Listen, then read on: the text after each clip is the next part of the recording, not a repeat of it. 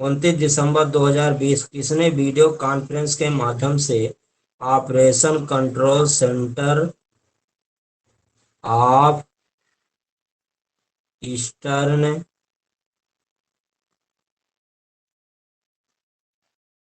Dedicated freight corridor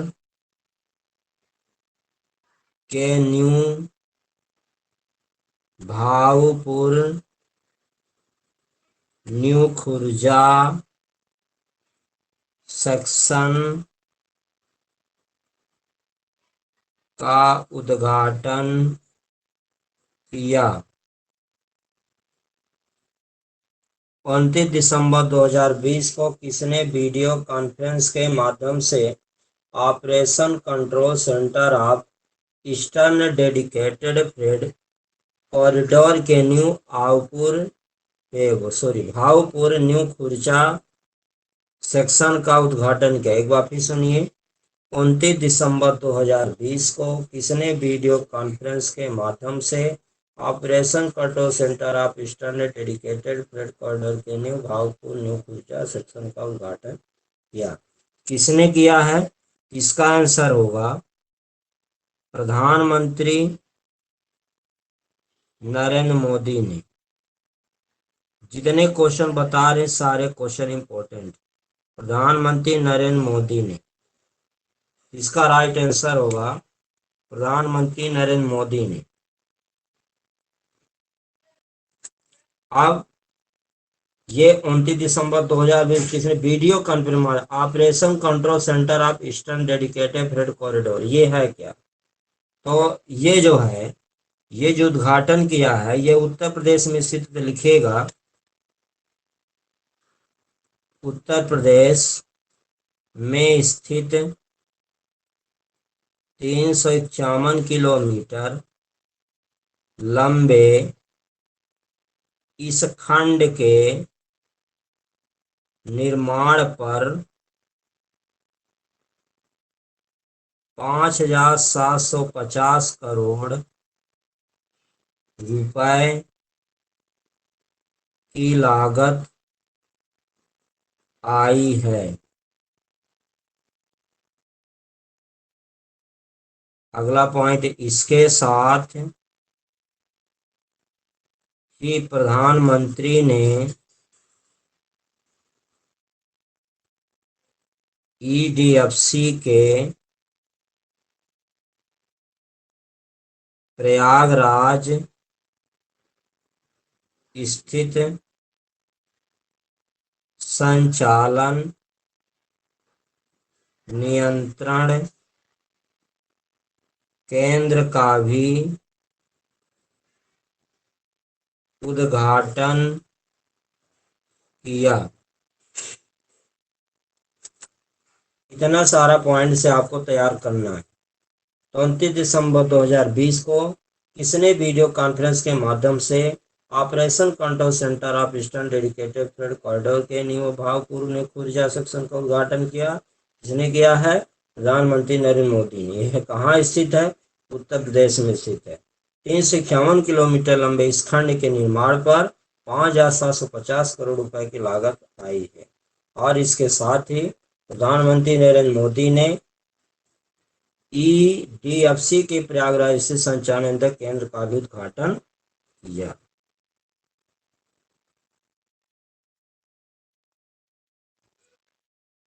ठीक है, चलिए, ये रहा पहला पॉइंट। करंट अफेयर में जो बता रहे हैं सारा नोट करते जाना है। अब हम आगे बढ़ते हैं दूसरे पॉइंट पर। चलिए, दूसरा पॉइंट लिखिएगा 28 दिसंबर 2020 को प्रधानमंत्री नरेंद्र मोदी ने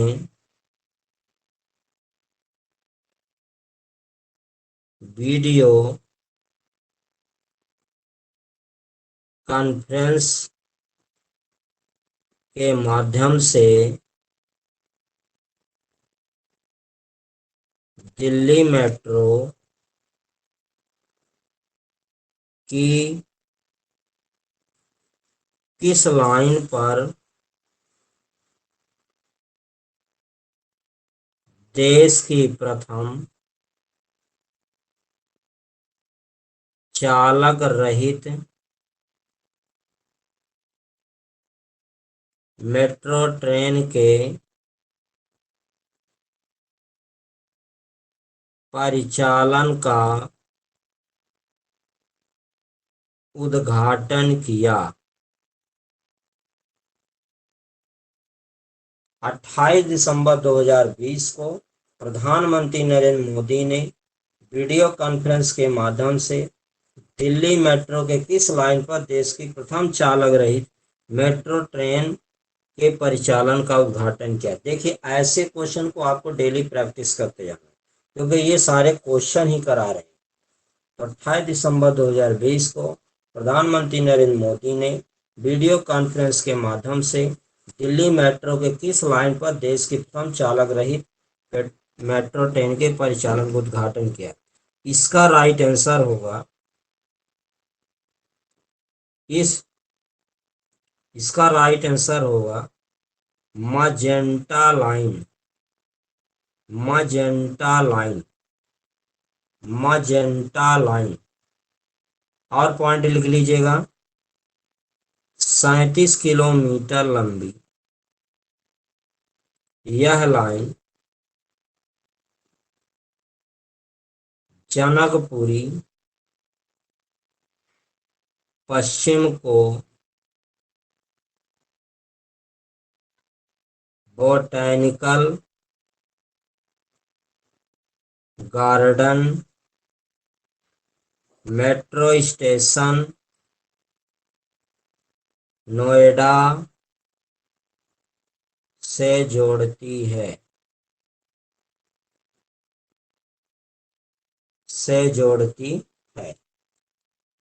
अगला पॉइंट, 28 दिसंबर 2020 को ही प्रधानमंत्री नरेंद्र मोदी ने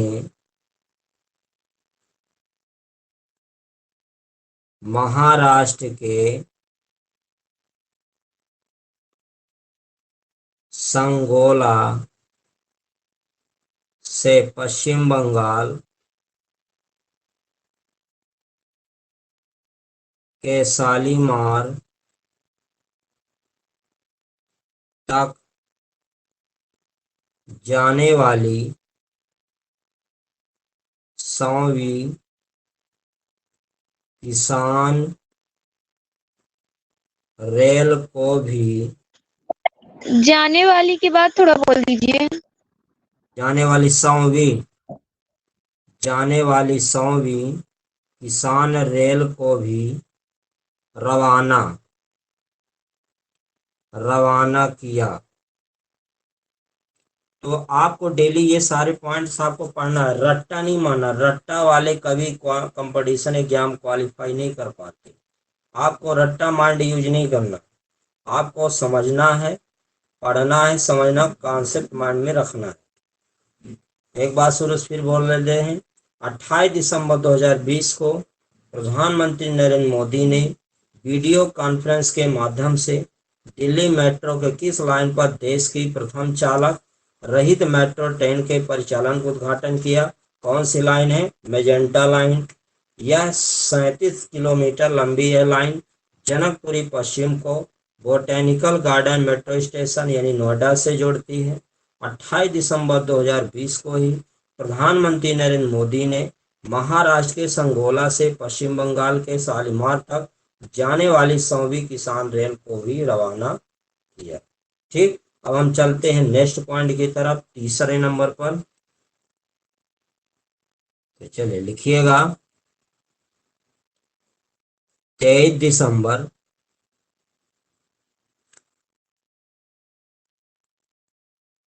दिसंबर 2020 को केंद्रीय मंत्रिमंडल ने फिल्म संबंधी 23 दिसंबर 2020 को केंद्रीय मंत्रिमंडल ने फिल्म संबंधी कितनी मीडिया इकाइयों को राष्ट्रीय फिल्म विकास निगम, क्वेश्चन में लिख लीजिएगा, यानी एफडीसी,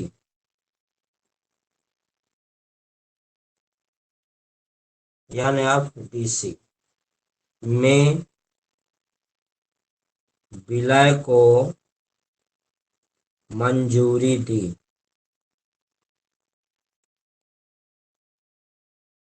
इसका आंसर क्या होगा, एक बार क्वेश्चन फिर पढ़ते हैं। 23 दिसंबर 2020 को केंद्रीय मंत्रिमंडल ने फिल्म संबंधी कितनी मीडिया इकाइयों को राष्ट्रीय फिल्म विकास निगम में विलय को मंजूरी दी। तो कितनी मीडिया इकाइयों को? 4। कितनी मीडिया इकाइयों को? 4। अब कौन सी ये यानी राष्ट्रीय फिल्म विकास निगम में कौन कौन सी ये फिल्म 4 मीडिया शामिल हैं? यहाँ नीचे अगला पॉइंट बना के लिखिएगा, एनडीएफसी, एनडीएफसी यानी राष्ट्रीय फिल्म विकास निगम। यानी डीएफसी का पूरा नाम तो जानते हो, नेशनल डेवलप फिल्म कारपोरेशन, इसका पूरा नाम है। तो राष्ट्रीय फिल्म विकास निगम ये उल्टा पुल्टा लिख दे, एन एफडीसी, यानी एफडीसी, एनएफडीसी यानी नेशनल फिल्म डेवलपमेंट कारपोरेशन। तो राष्ट्रीय फिल्म विकास निगम में शामिल फिल्म संबंधी 4 मीडिया इकाइयां। 4 मीडिया कौन कौन है? 4 मीडिया इकाइयां हैं।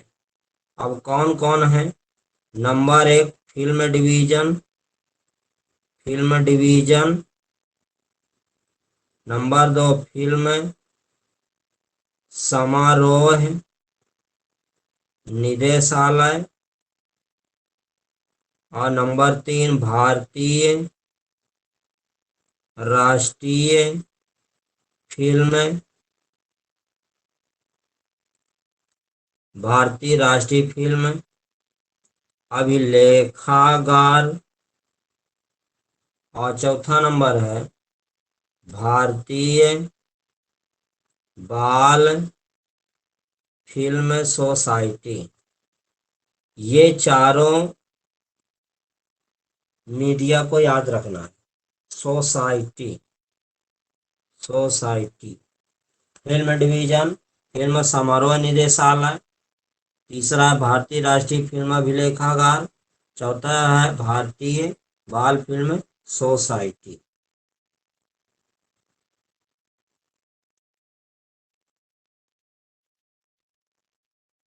आगे बढ़े, नेक्स्ट पॉइंट की तरफ चलते हैं। अब इसी में पॉइंट बना के लिखिएगा कि एनडीएफसी एक केंद्रीय सार्वजनिक क्षेत्र का उपक्रम है जिसे मुख्य रूप से भारतीय फिल्म उद्योग के संगठित, दक्ष और समन्वित विकास की योजना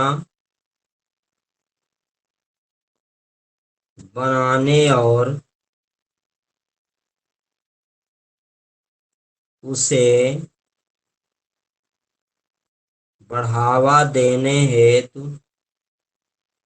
वर्ष 1975 में स्थापित किया गया था। एक बात शुरू से फिर बोल देते हैं। एनडीएफसी एक केंद्रीय सार्वजनिक क्षेत्र का उपक्रम है जिसे मुख्य रूप से भारतीय फिल्म उद्योग के संगठित लक्ष्य और समन्वित विकास की योजना बनाने और उसे बढ़ावा देने हेतु वर्ष 1975 में स्थापित किया गया था। तो आपको इसको रट्टा नहीं माना, डेली पढ़ेंगे अपने आप ये कंठस्थ हो जाएगा। चलिए अगला पॉइंट चलते हैं।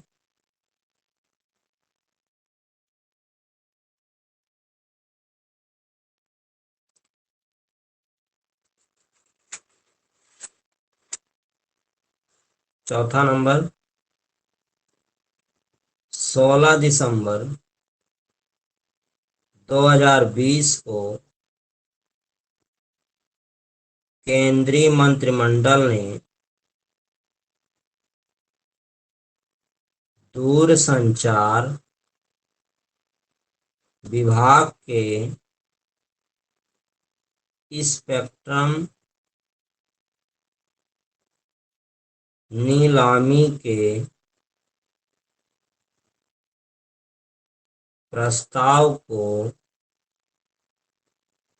मंजूरी दी है। यह स्पेक्ट्रम कितने वर्ष की वैधता अवधि के लिए सौंपा जाएगा?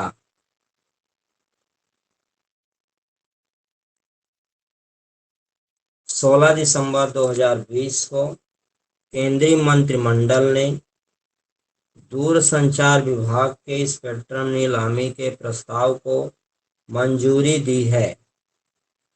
यह स्पेक्ट्रम कितने वर्ष की वैधता अवधि के लिए सौंपा जाएगा? इसका राइट आंसर होगा 20 वर्ष। इसका राइट आंसर होगा 20 वर्ष। इसका राइट आंसर होगा 20 वर्ष। 16 दिसंबर 2020 को केंद्रीय मंत्रिमंडल ने दूरसंचार विभाग के स्पेक्ट्रम नीलामी के प्रस्ताव को मंजूरी दी है। यह स्पेक्ट्रम कितने वर्ष की वैधता अवधि के लिए सौंपा जाएगा? इसका राइट आंसर होगा 20 वर्ष। चलिए अगला पॉइंट में चलते हैं। 14 दिसंबर 2020 को इसके द्वारा विजन 2035 भारत में जन स्वास्थ्य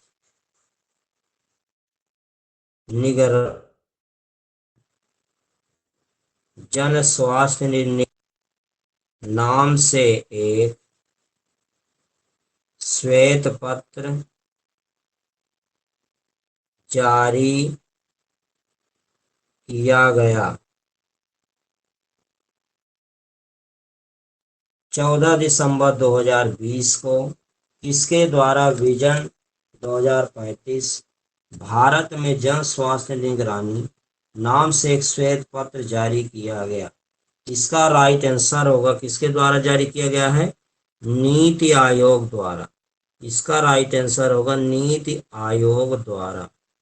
नीति आयोग द्वारा। नीति आयोग द्वारा। और पॉइंट बना के लिखिएगा। इसे नीति आयोग द्वारा यूनिवर्सिटी ऑफ मैनिटोबा कमा लगाते जाइएगा, विनिपेग कनाडा के सहयोग से विकसित किया गया। विकसित किया गया। अगला पॉइंट, इस श्वेत पत्र के प्रमुख लक्ष्य इस प्रकार है। नंबर 1, भारत की जन स्वास्थ्य निगरानी प्रणाली को अधिक प्रक्रियाशील और भविष्योन्मुखी बनाकर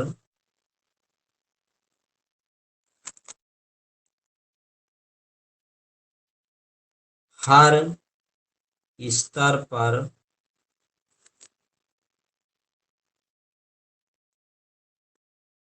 कार्रवाई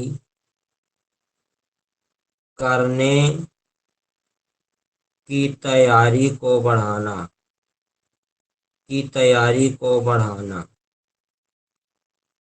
दूसरा पॉइंट है, नागरिकों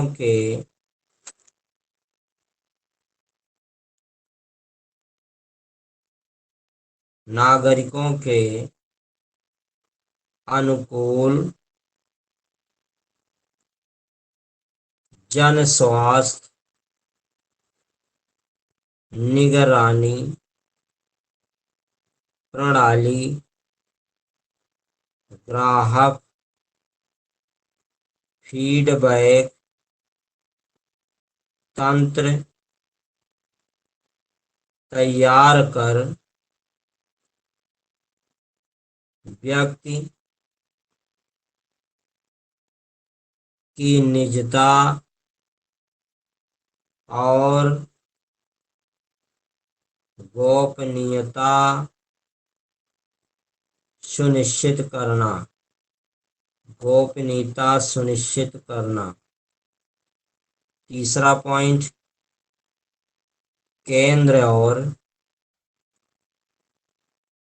राज्यों के बीच बीमारी की पहचान, बचाव और नियंत्रण को बेहतर बनाने के लिए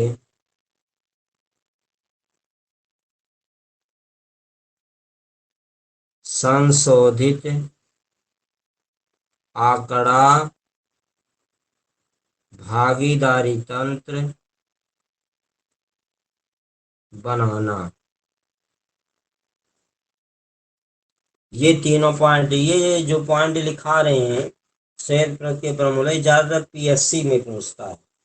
जो एसआई तैयारी करता है, पीएससी तैयारी करता है, उसके लिए इम्पोर्टेंट है। तो ये भी जानते रहिएगा।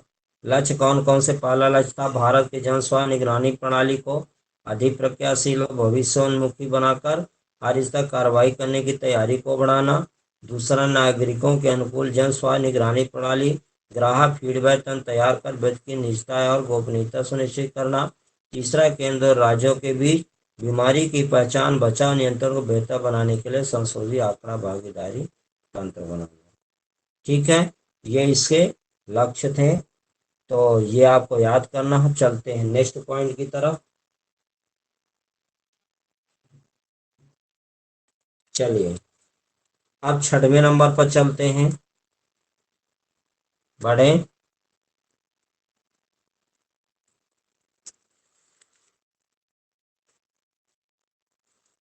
चलिए, 6वां पॉइंट लिखिएगा। 14 दिसंबर 2020 को प्रोजेक्ट 17A के जहाज हिमगिरी का जलावतरण हुगली नदी में किया गया। इसका निर्माण किसके द्वारा किया गया है? इसका निर्माण किसके द्वारा किया गया है? इसका राइट आंसर होगा messrs garden reach ship builders and engineers limited Kolkata. Sir एक मेसर्स बार फिर गार्डन बोलिए। 14 दिसंबर 2020 को प्रोजेक्ट 17A के जहाज हिमगिरी का जलावतरण हुगली नदी में किया गया। इसका निर्माण किसके द्वारा किया गया है? तो इसका राइट आंसर होगा messrs garden reach ship builders and engineers limited Kolkata. दिखाई नहीं दे रहा क्या? क्यों पूनम कुशवाहा जी आप बात करिए, दिखाई नहीं दे रहा है?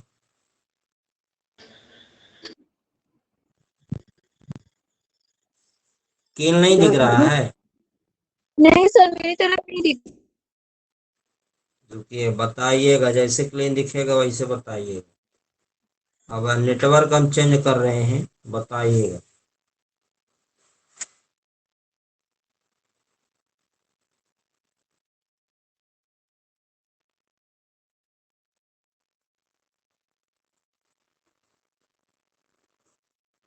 हो गया, आगे बढ़े।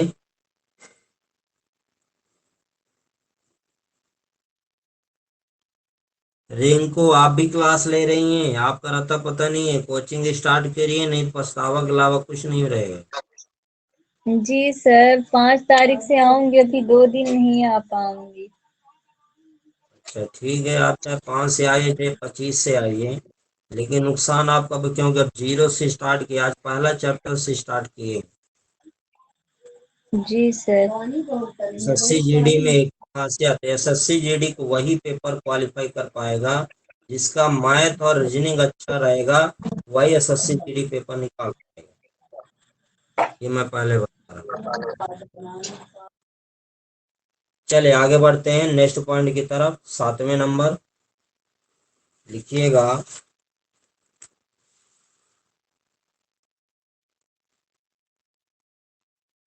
7वां पॉइंट है 9 दिसंबर 2020 को केंद्रीय मंत्रिमंडल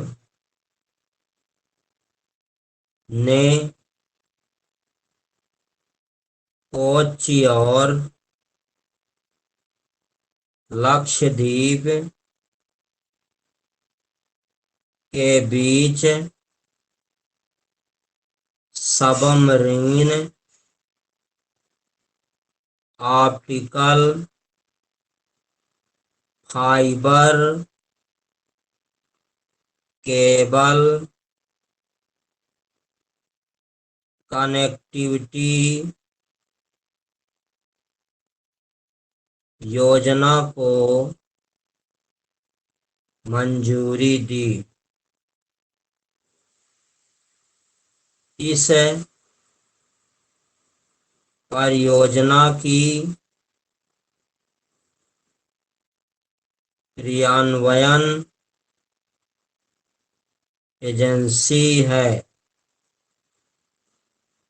मतलब कौन सी एजेंसी है, ये क्वेश्चन पूछ रहा है। 9 दिसंबर 2020 को केंद्रीय मंत्रिमंडल ने कोच्चि और लक्षद्वीप के बीच submarine optical fibre cable connectivity योजना को मंजूरी दी। इस परियोजना की क्रियान्वयन एजेंसी कौन सी है? तो आप जानते होंगे बीएसएनएल। बीएसएनएल का पूरा नाम आप जानिए, इसको हिंदी में लिख देते हैं भारत संचार निगम, भारत संचार निगम लिमिटेड।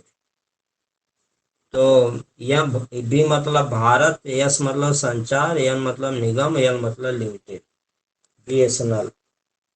तो 9 दिसंबर 2020 को केंद्रीय मंत्रिमंडल ने कोच्चि और लक्षद्वीप के बीच सबरीन ऑप्टिकल फाइबर केबल कनेक्टिविटी योजना को मंजूरी दी। इस परियोजना की क्रियान्वयन एजेंसी क्या है? इसका राइट आंसर होगा बीएसएनएल।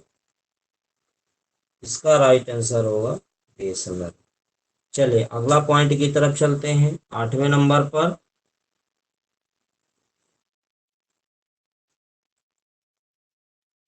सात दिसंबर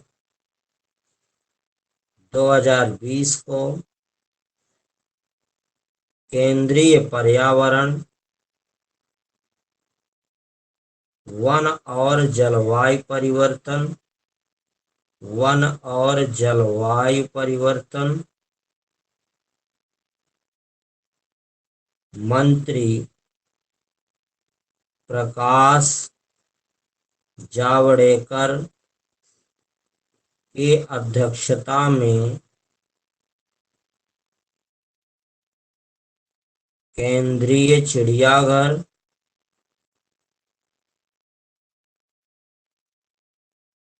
प्राधिकरण की 37वीं आम सभा की बैठक में किन राज्यों में 2 नए चिड़ियाघरों को मान्यता प्रदान की गई?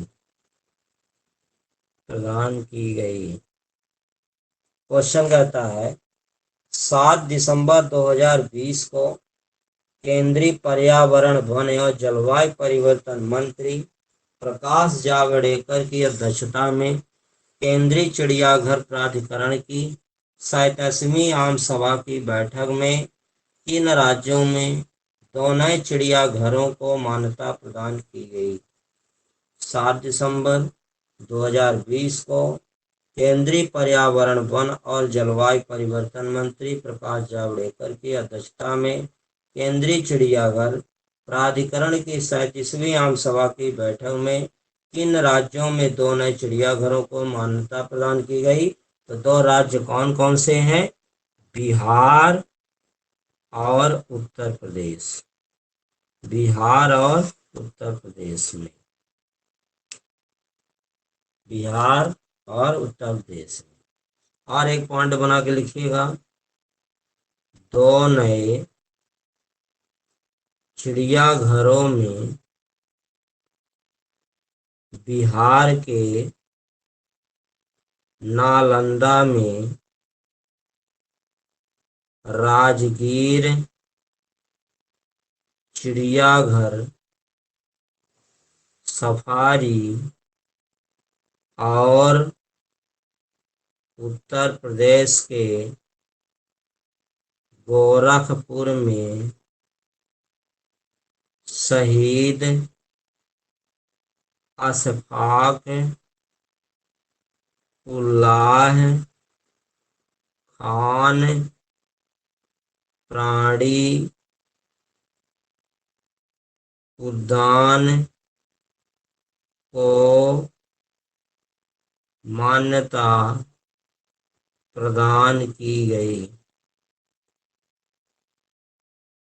2 नए चिड़ियाघर बिहार के नालंदा में राजगीर चिड़ियाघर सफारी और उत्तर प्रदेश के गोरखपुर में शहीद अशफाक उल्लाह खान प्राणी उद्यान को मान्यता प्रदान की गई। चलिए अगला पॉइंट में चलते हैं, 9वां पॉइंट।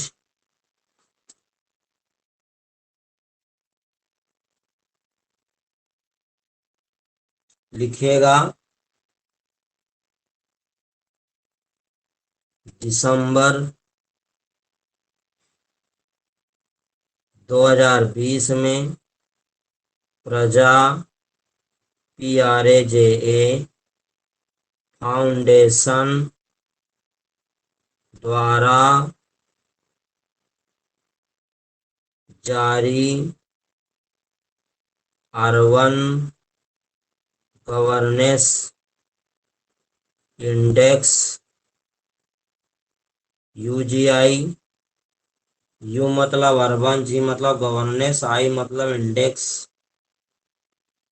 2020 में किस राज्य को शीर्ष स्थान प्राप्त हुआ है? शीर्ष स्थान प्राप्त हुआ है। क्वेश्चन कहता है दिसंबर 2020 में प्रजा फाउंडेशन द्वारा जारी अर्बन गवर्नेंस इंडेक्स UGI 2020 में किस राज्य को शीर्ष स्थान प्राप्त हुआ है? इसका राइट आंसर ओडिशा को, उड़ीसा जिसको बोलते हो, उड़ीसा को अब ओडिशा बोलते हैं। इसका राइट आंसर होगा ओडिशा। इसका राइट आंसर होगा ओडिशा को। एक पॉइंट और लिख लीजिएगा। इस सूचकांक में महाराष्ट्र एवं छत्तीसगढ़ को क्रमशः दूसरा एवं तीसरा स्थान प्राप्त हुआ। ठीक है, तो दूसरा किसको प्राप्त हुआ है? महाराष्ट्र को। तीसरा किसको इस प्राप्त हुआ है? छत्तीसगढ़। ये भी नाम याद रखें। पहला तो आपको पता होगा किस राज्य को शीर्ष स्थान, उड़ीसा को, ये पहला स्थान होगा। दूसरा महाराष्ट्र को और तीसरा छत्तीसगढ़। ये तीनों का नाम याद रखना। पहले किस स्थान पर कौन सा है, कौन सा राज्य है? उड़ीसा है। दूसरे स्थान पर महाराष्ट्र, तीसरे छत्तीसगढ़। चलिए अगले पॉइंट की तरफ चलते हैं। 10वां नंबर लिखिएगा 24 नवंबर 2020 को भारतीय सेना ने कहां से ब्रह्मोस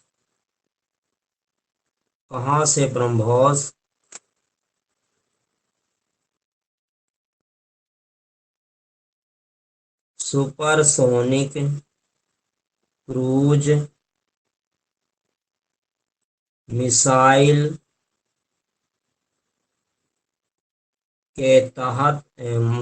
के सतह से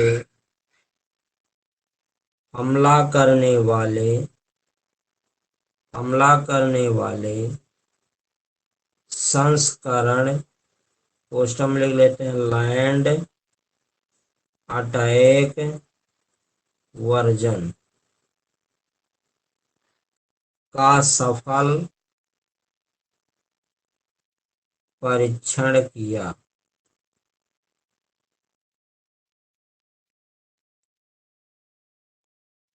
चौबीस नवंबर 2020 को भारतीय सेना ने कहां से ब्रह्मोस सुपरसोनिक क्रूज मिसाइल के सतह से हमला करने वाले संस्करण लैंड अटैक वर्जन का सफल परीक्षण किया? इसका राइट आंसर होगा अंडमान और निकोबार द्वीप समूह क्षेत्र। पोस्टर में लिख लीजिए बंगाल की खाड़ी से।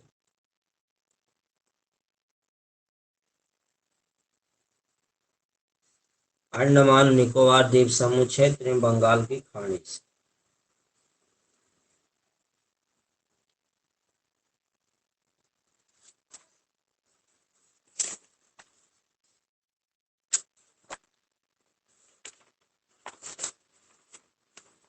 चलिए नेक्स्ट पॉइंट,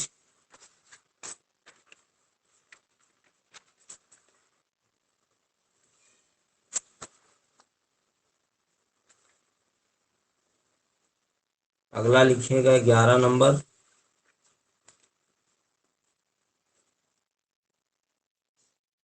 नवंबर 2020 में किस फिल्म को 93 ऑस्कर पुरस्कार 2021 में सर्वश्रेष्ठ विदेशी फिल्म की श्रेणी में भारत की आधिकारिक प्रविष्टि के लिए चयनित किया गया। नवंबर 2020 में किस फिल्म को 93 ऑस्कर पुरस्कार 2021 में सर्वश्रेष्ठ विदेशी फिल्म की श्रेणी में भारत की आधिकारिक प्रविष्टि के लिए चयनित किया गया, जिसका राइट आंसर होगा मलयालम फिल्म। अब मलयालम फिल्म कौन सी फिल्म है? जल्लीकट्टू, फिल्म का नाम है जल्लीकट्टू। अगला पॉइंट लिखिएगा इसी में, इस फिल्म का निर्देशन लीजो जोस पेल्लिसेरी ने किया है। अगला, गत वर्ष बॉलीवुड फिल्म गली बॉय 92 ऑस्कर पुरस्कार 2020 में भारत की आधिकारिक प्रविष्टि थी।